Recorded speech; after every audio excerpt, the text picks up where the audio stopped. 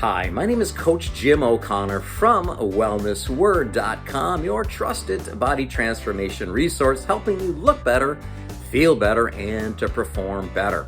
I have a question for you. Are carbs bad for fat loss?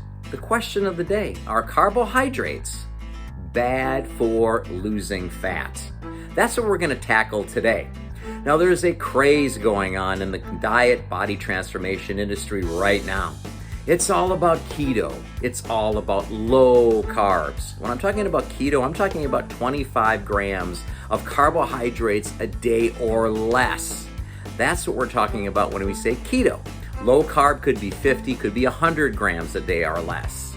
And people are saying carbs are evil, sugar is evil, sugar is causing us to gain weight.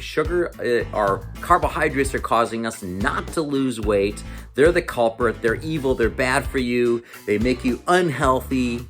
Now, what's the truth? We're going to tackle that in today's video so you're crystal clear and you understand what exactly is going on so you can make the right decisions for you and you personally. So what are carbohydrates used for?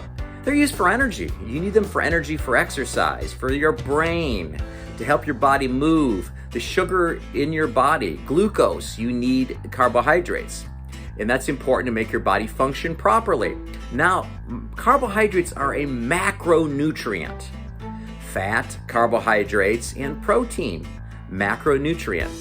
Now, of all the macronutrients, carbohydrates are not necessary in your diet because your body can produce glucose from other macronutrients, such as the breakdown of protein and fats. So, carbohydrates are not 100% necessary. You can adapt, your body can function without them. The other, protein and fats, are absolutely necessary for a lot of bodily functions, physiological functions that are necessary. So, are carbohydrates necessary? Not really, but are they really evil? And I'm going to tell you the truth right now. They're not evil. However, it depends. It's going to depend upon what type of carbohydrates are you eating. Are you eating simple carbohydrates every day that are highly palatable, loaded with calorie density? Are you eating that? Are you eating pastries? Are you eating candy bars? Are you eating baked goods, donuts? That's what I'm talking about, a simple carb, sugar-laced. Are you eating a lot of that, which calories can really escalate quickly, which can be unhealthy for you? Or are you eating complex carbohydrates, which are baked potatoes, more of the whole food, the whole grain type of things, certain healthier breads, rice? Are you eating those type of carbohydrates? So there's a difference between carbohydrates, and that you have to understand. Now, this all depends if carbohydrates are bad. It all depends upon how many carbohydrates you take in a day, what type you take in, and if you're burning them off. Are you exercising? Are you working in a physical labor job where you're digging ditches, you're doing construction, and you're burning sugar off? If so, you may need more carbohydrates in your diet. That's a distinct possibility. So, but I'm telling you right now, it depends that what you really need. Carbohydrates are not evil. Eating too many carbohydrates, too much energy on a regular basis, that can cause trouble and that can cause weight gain. But eating too much protein, too much fat can do the same thing. So it all comes down to how many calories you're taking in a day. It doesn't matter, and I'm going to repeat this, it doesn't matter when your protein is the same and your calories are the same. It doesn't matter if you're eating low carb or high carb, low fat.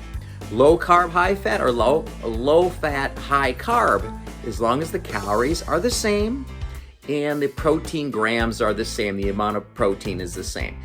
There is no difference at all in the type of diet.